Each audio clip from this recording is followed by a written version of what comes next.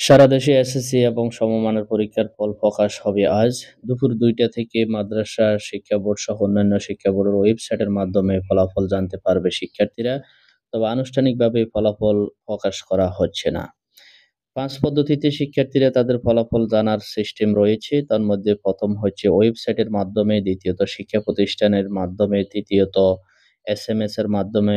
এছাড়াও রয়েছে আ কারিগরি বোর্ডের জন্য আলাদা এবং শিক্ষা প্রতিষ্ঠান ভিত্তিক আলাদা।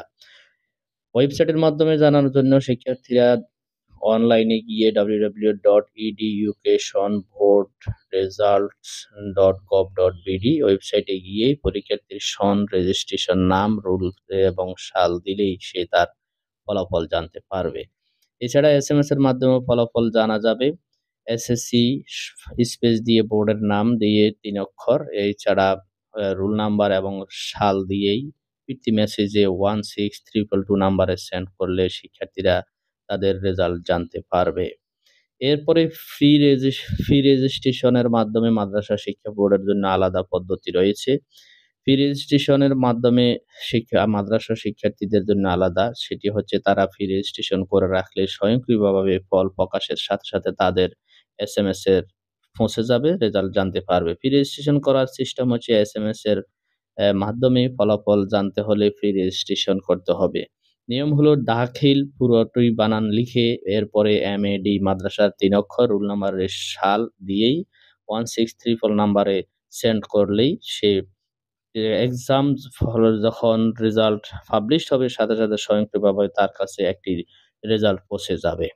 উদাহরণস্বরূপ ফ্রি রেজিস্ট্রেশনের সিস্টেম হচ্ছে দাখিল space MAD space roll number space 2025 send করতে হবে 16322 নাম্বারে। ফ্রি রেজিস্ট্রেশন করলে ফল প্রকাশের সঙ্গে সঙ্গেই আপনার নাম্বারে স্বয়ংক্রিয়ভাবে ফল পৌঁছে যাবে। কারিগরির জন্য হচ্ছে কারিগরি শিক্ষা বোর্ডের ফলাফল জানতে হলে এসএসসি এবং টিইসি টেকনিক্যাল স্পেস দিয়ে রুল স্পেস 2025 লিখেই 16322 নাম্বারে পাঠাতে হবে। প্রতিষ্ঠান ভিত্তিক রেজাল্ট জানতে প্রতিষ্ঠানের ইন নাম্বার ব্যবহার করে সংশ্লিষ্ট বোর্ডের ওয়েবসাইট থেকেই প্রতিষ্ঠান ভিত্তিক ফলাফল ডাউনলোড করা যাবে। এছাড়া ফলাফল প্রকাশের পর দিন থেকেই পুনর্নিরীক্ষণের তারিখও নির্ধারণ করে দিয়েছে আন্তঃশিক্ষা বোর্ড। ১১ তারিখ থেকে ১৭ই জুলাই পর্যন্ত আবেদন করা যাবে। আবেদনের নিয়ম শিক্ষা বোর্ডের ওয়েবসাইট এবং টেলিটক বাংলাদেশের দেওয়ার ভিত্তিতে সেখানে দেওয়া মাধ্যমে সেখানেও জানানো হবে। আপনারা জানেন ২০২৫ সালের এসএসসি পরীক্ষা শুরু হয়েছে অ্যা ১০ই এপ্রিল থেকে, এরপরে শেষ হয়েছে ১৩ই মে।